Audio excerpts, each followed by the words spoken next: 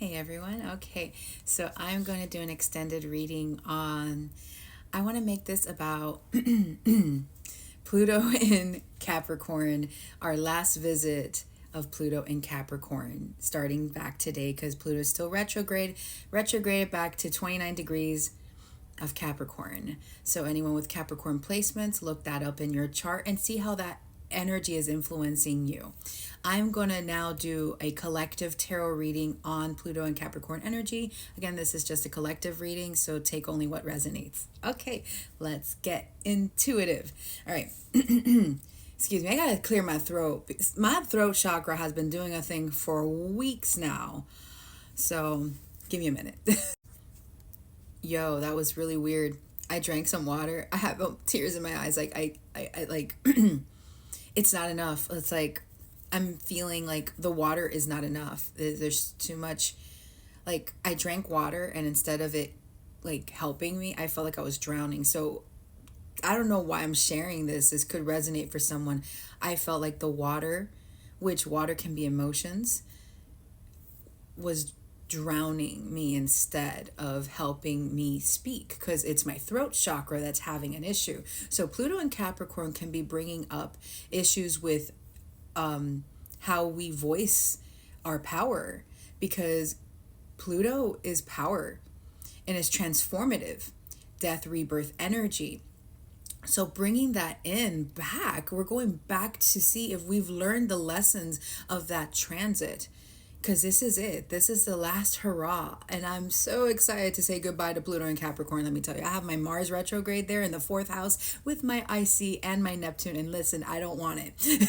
I don't want this Pluto and Capricorn energy. But enough about me. Let's get into the reading. So if you're still here watching, thanks. Okay, so we're going to dive deeper because the card that I had gotten was the world, Saturn. So it's a completion of a cycle. Saturn is our Pluto retrograde right now is Saturn based. And where is Saturn transiting right now?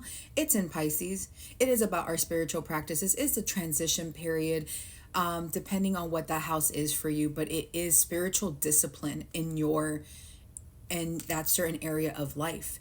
For the fifth house, it could be creativity, it could be dating, it could be children. For the sixth house is your daily routine. Seventh house, relationships, partnerships, marriage.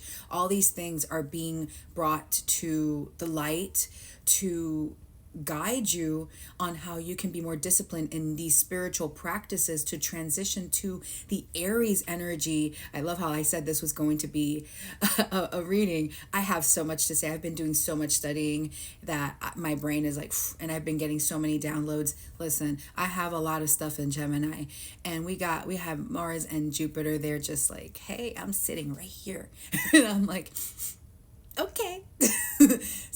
But there's so much like to look forward to if you've been doing the healing work, the spiritual healing work within, because that is where we have Saturn. No matter what area of life it is, if you haven't been doing the spiritual healing work and putting boundaries in your spiritual practice, or however that practice is for you, because that can look very different for every single person. If you haven't been doing the healing work in some way, shape, or form, you might not be, it could be like the harvest is not going to feel as, oh my gosh, this is a harvest, because there's still work to be done. But for those that have been following through with their intuition and like what has guided them to do stuff and to understand themselves better, that is a step in the right direction, however that is for you, because only we know what is best for us in the end of the day. That is the truth. Okay, enough of my talking. 4 minutes? I'm sorry. I have a lot to say. I always do. Let's see. Pluto and Capricorn energy. My throat chakra is still doing a thing. All right.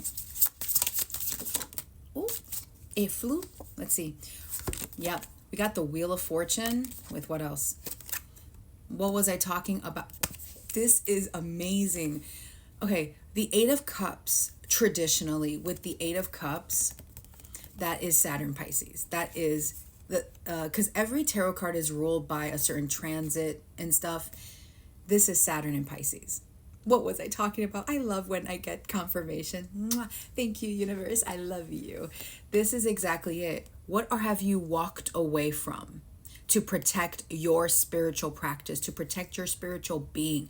your essence, what makes you you, and what makes you feel that you can follow through and I almost started speaking in Spanish, I'm sorry, and go toward, okay, that spiritual path, or just what you feel inclined to do. What is the calling of your soul, the path that your soul seeks?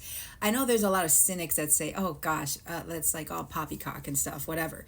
And it's like, but then when you're living your life, whether it be the 3D matrix life of sorts, and you're living this day-to-day mundane, monotonous life over and over, it's the same thing again and again, you're going to get bored because you're not following the spiritual, like the higher calling. There you go. Better said. Because, depending on what you believe and whatnot, but this higher calling for a higher purpose to fulfill your purpose in this lifetime, however you feel connected to that. This is what this is. You are walking away emotionally from the things that don't service you so that you can serve a higher purpose. So you can go and follow what is right for your soul. And that is very beautiful though. So the last 16 years, that's a lot of time.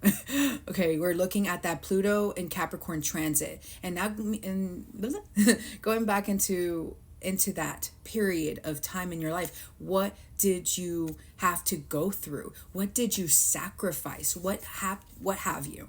And Pisces is a sign of sacrifice. It is the martyr, okay? There is a lot. Even though Pisces is dreamy and all that, there is an illusion, there is a veil when it comes to Pisces. And that's why, even though we're blinded in the area of Pisces, when the veil is lifted, we can transition to where our soul is calling us to go.